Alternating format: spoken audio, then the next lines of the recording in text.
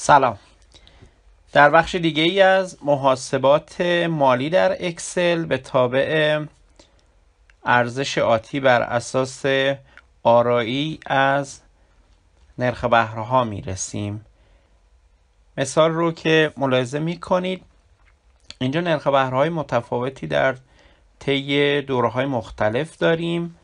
به خاطر همین اگر بخوایم ارزش آتی اونها رو حساب بکنیم دیگه از تابع FV نمیتونیم استفاده بکنیم و از تابع FV آرایه‌ای یا جدولی باید استفاده بکنیم که اینجا یه دونه اصل پول که اینجا مثالمون رو 10,000 در نظر گرفتیم و آرایه‌ای از این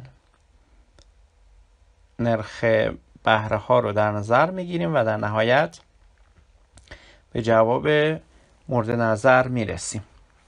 نکته که باید اینو بگم خدمتون اینه که این تابع زمانی استفاده میشه که نرخ بهره ها در طول دوره‌های مختلف متغیر هستند و با اون روشی که در محاسبه FV داشتیم یه تفاوت اینجا خواهیم داشت.